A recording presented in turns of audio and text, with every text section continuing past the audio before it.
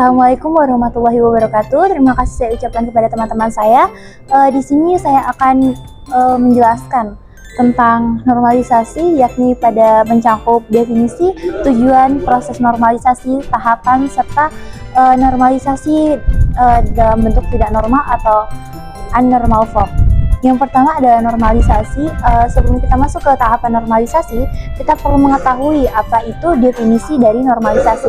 Jadi normalisasi adalah suatu teknik untuk mengorganisasi data ke dalam tabel-tabel untuk memenuhi kebutuhan pemakai di dalam suatu organisasi. Tujuannya untuk apa normalisasi itu dibuat? Yaitu yang pertama untuk menghilangkan kerangkapan data, yang kedua untuk mengurangi kompleksitas, yang ketiga yakni untuk mempermudah pemodifikasian data. Lanjut ke proses normalisasi. Jadi proses normalisasi itu ada dua. Yang pertama adalah data diuraikan dalam bentuk tabel. Selanjutnya dianalisis berdasarkan persyaratan tertentu ke beberapa tingkat. Nah, yang kedua yakni apabila tabel yang diuji belum memenuhi persyaratan tertentu, maka tabel tersebut perlu dipecah menjadi beberapa tabel yang lebih sederhana sampai memenuhi bentuk yang optimal. Nah, jadi tahapan normalisasi itu ada beberapa macam ya, teman-teman.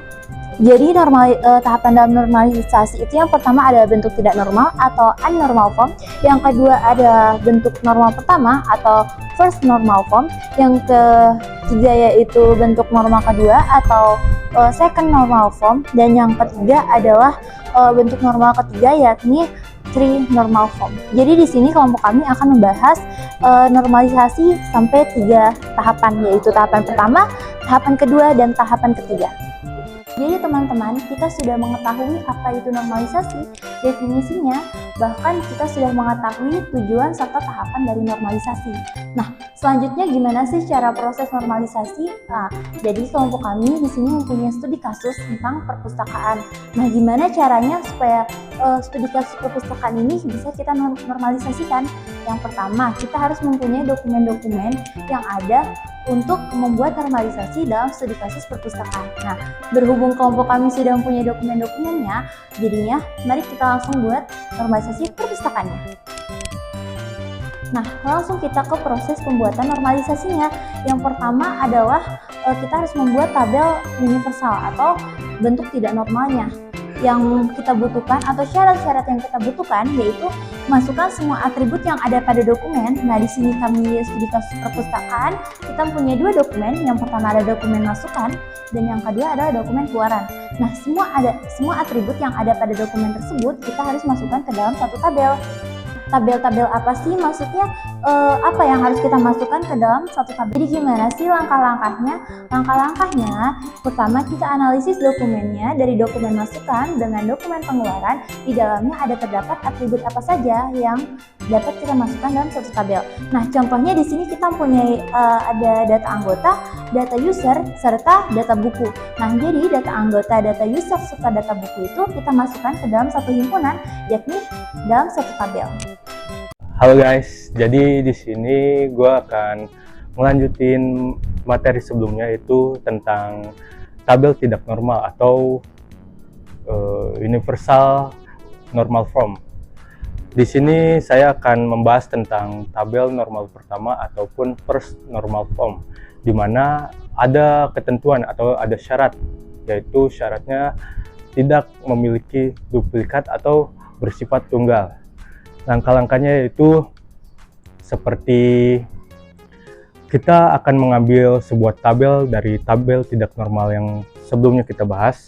Di sini kita akan memilah-milah sebuah atribut yang sudah tercantum pada tabel tidak normal.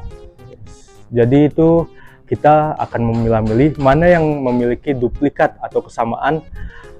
Yang memiliki kesamaan itu kita ambil satu sebagai mana atribut yang aktif atau atribut yang akan dipakai di tabel normal pertama. Lalu, semisalnya sudah jadi atau sudah tersusun rapi sebagai tabel normal pertama yang tidak memiliki sebuah duplikat atau bersifat tunggal di setiap atributnya, kita akan melanjutkan ke tabel normal kedua. Tabel normal kedua itu memiliki 2 syarat. Yang pertama, berawal dari tabel normal pertama, di mana tabel normal pertama itu kita sudah buat dari tabel tidak normal sebelumnya. Di sini lalu yang kedua syarat kedua dari tabel tidak. Jadi syarat yang kedua yaitu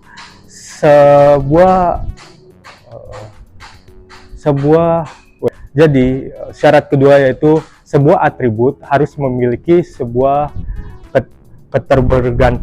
ketergantungan terhadap sebuah atribut yang menjadi primary key ataupun inti dari atribut-atribut seperti yang akan kita buat, yaitu tabel normal kedua, di mana kita akan membuat sebuah tabel yang berisi atribut-atribut yang kita sudah buat dari tabel normal pertama, lalu kita susun menjadi beberapa bagian.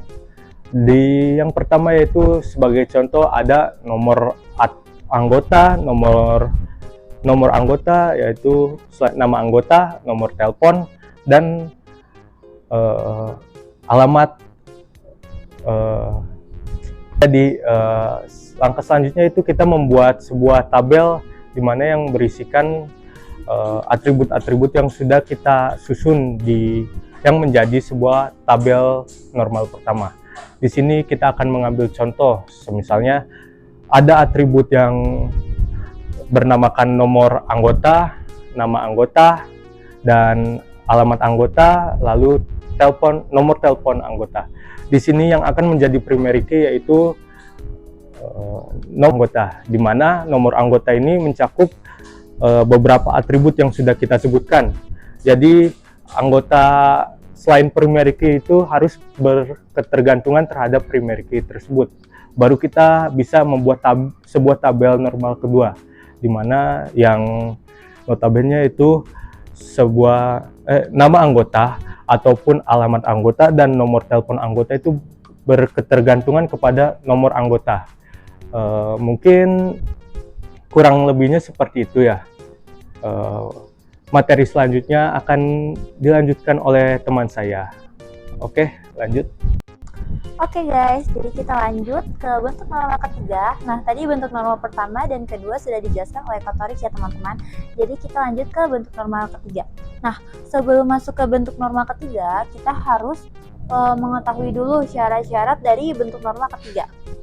Nah, jadi bentuk normal ketiga itu dia mempunyai syarat yaitu menghilangkan anomali-anomali hasil dari ketergantungan fungsional. Nah, maksudnya gimana teman-teman? Maksudnya ketika ada entitas A, B, dan C, ketika B-nya bergantung kepada A, nah itu C-nya itu harus bergantung kepada A teman-teman. Nah, ketika C-nya bergantung kepada B, nah C-nya itu harus dibuat ke dalam atau dipisahkan ke tabel baru. Nah, jadi langkah-langkahnya wajib udah ada dalam bentuk normal kedua ya teman-teman. Terus pisahkan atribut yang merupakan atau menjadi atribut detail tidak tergantung secara langsung pada atribut primary key. Pisahkan atribut pada kotak merah. Nah, jadi kelompok kami sudah menuliskan atau mengidentifikasi dengan memberi tanda yakni kotak merah.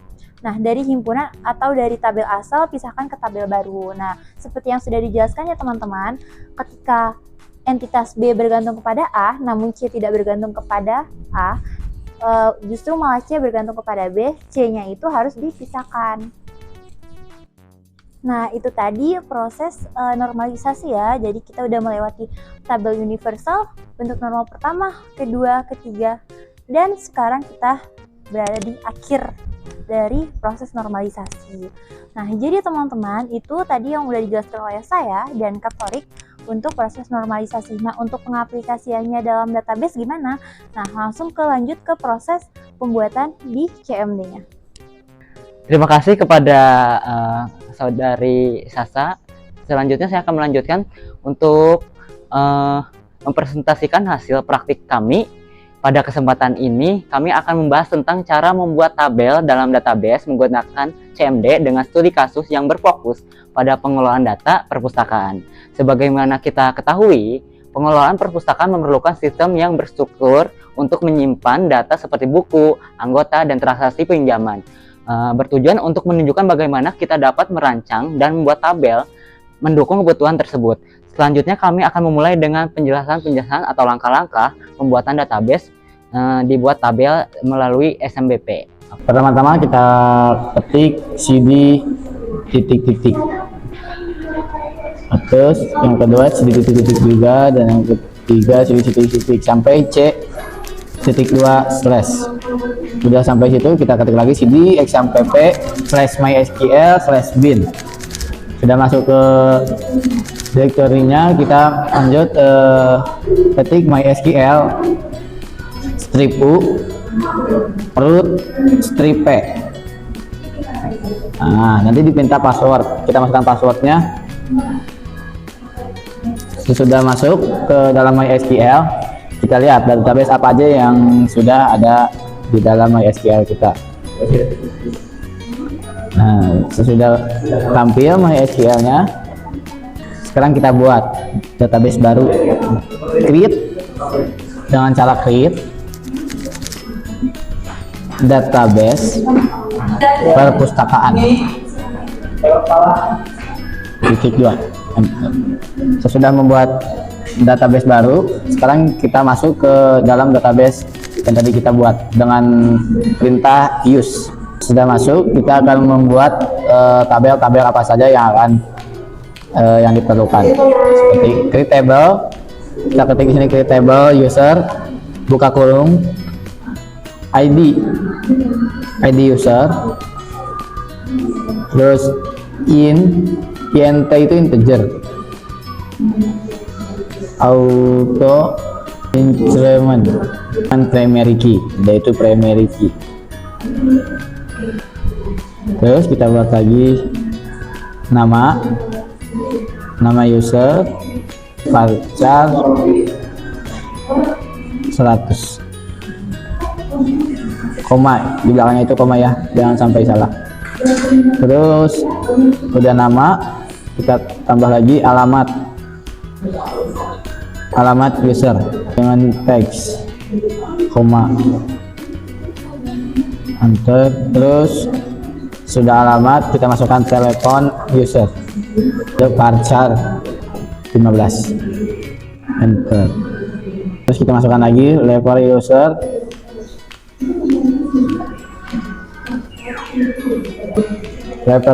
dengan ininya enum, buka kurung admin, petugas, anggota.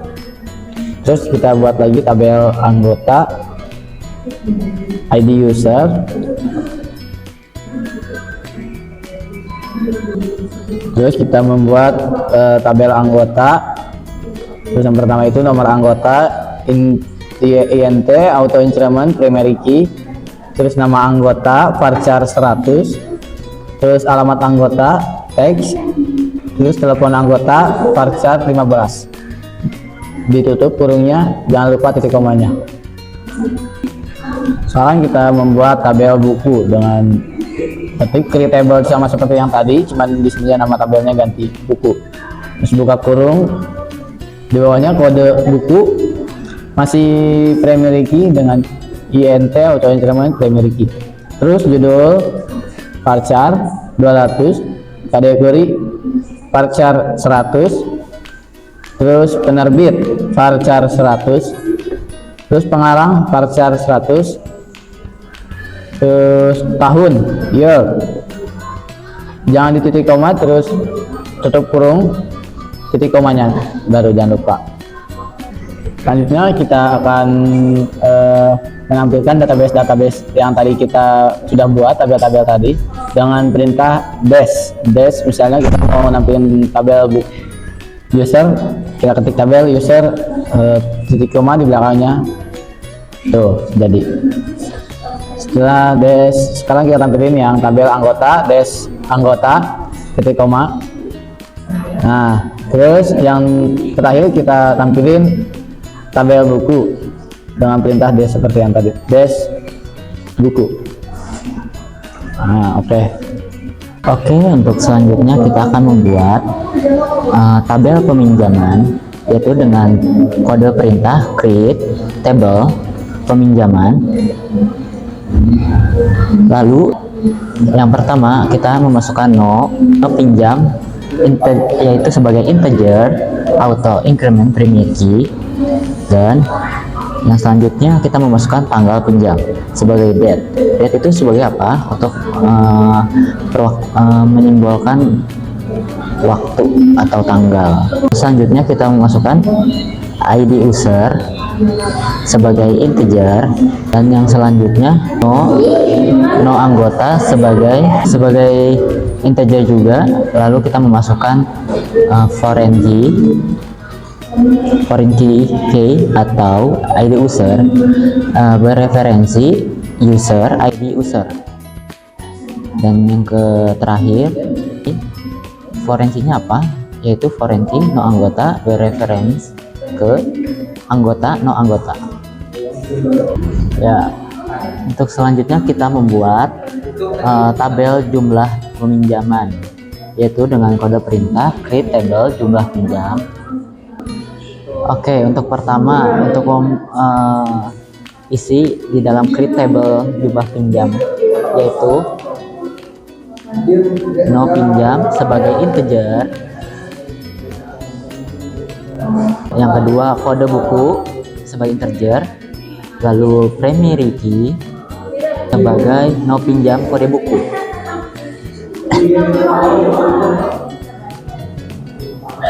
Yang keempat, kita membuat foreign key no pinjam ke reference peminjaman ke no pinjam.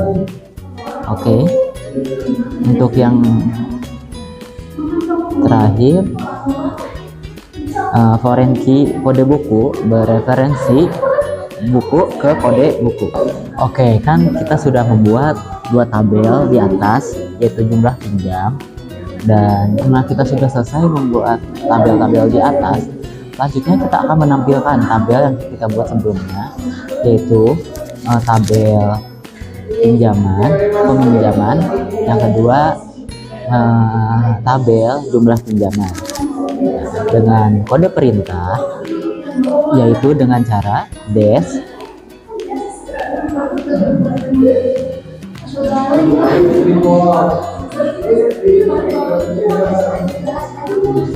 dengan kode perintah dash peminjam, lalu kita titik koma lalu enter. Nah, kan sudah tampil yang kita buat tadi. Selanjutnya kita akan menampilkan tabel jumlah peminjaman dengan kode perintah yang sama, dash jumlah pinjam, jumlah strip pinjam titik koma, jangan lupa. Nah, sudah timbul kan. Nah, selanjutnya karena kita sudah membuat semua, lalu kita akan membuat tabel yang terakhir yang akan dilanjutkan oleh saudara Mas Awal. Assalamualaikum warahmatullahi wabarakatuh. Tanpa basa-basi kita langsung saja ke materi terakhir ya. Berikut ada tabel pengembalian dan tabel jumlah kembali. Nah, berikut penjelasannya. Tabel pengembalian. Tabel ini digunakan untuk mencatat data pengembalian buku. Berikut adalah penjelasan untuk setiap kolom dan kunci. Nomor kembali. Kolom ini adalah kunci utama primary key dengan tipe data integer dan bersifat auto increment. Artinya nilainya akan otomatis bertambah setiap kali ada data baru. Untuk tanggal kembali, kolom ini bertipe data untuk mencatat tanggal pengembalian buku. Untuk keterlambatan, kolom ini bertipe integer untuk mencatat jumlah hari keterlambatan pengembalian. Untuk jumlah denda, kolom ini bertipe desimal 10,2 untuk mencatat jumlah denda yang dikenakan karena keterlambatan. Mengukirkan nilai desimal hingga 2 angka di belakang koma. Untuk ID user, kolom ini bertipe integer dan menjadi foreign key yang merujuk ke kolom ID user dalam tabel user. Nomor pinjam, kolom ini bertipe integer dan menjadi foreign key yang merujuk ke kolom nomor pinjam dalam tabel peminjaman. Untuk nomor anggota, kolom ini bertipe integer dan menjadi foreign key yang merujuk ke kolom nomor anggota data dalam tabel anggota. Berikut relasinya. Kolom ID user menunjukkan siapa yang bertugas memproses pengembalian. Untuk kolom nomor pinjam menghubungkan data pengembalian dengan transaksi peminjaman tertentu. Untuk kolom nomor anggota menghubungkan data pengembalian dengan anggota yang melakukan transaksi. Nah, berikut di sini ada tabel jumlah kembali. Tabel ini mencatat rincian jumlah buku yang dikembalikan pada setiap transaksi pengembalian. Berikut adalah penjelasan kolomnya. Nomor kembali, kolom ini bertipe integer dan merupakan bagian dari kunci utama primary key. Tabel ini, kolom ini juga menjadi foreign key yang berujung ke kolom nomor kembali di tabel pengembalian. Nah, untuk pada buku, kolom ini bertipe integer dan juga menjadi bagian dari kunci utama tabel ini. Kolom ini digunakan untuk mencatat seluruh buku yang dikembalikan. Nah, untuk relasinya, kolom nomor kembali menghubungkan data dalam tabel ini dengan tabel pengembalian. Setiap entry di tabel ini merepresentasikan satu buku yang dikembalikan dalam sebuah transaksi. Nah, relasi antar tabelnya, tabel pengembalian dan jumlah pengembalian saling berhubungan.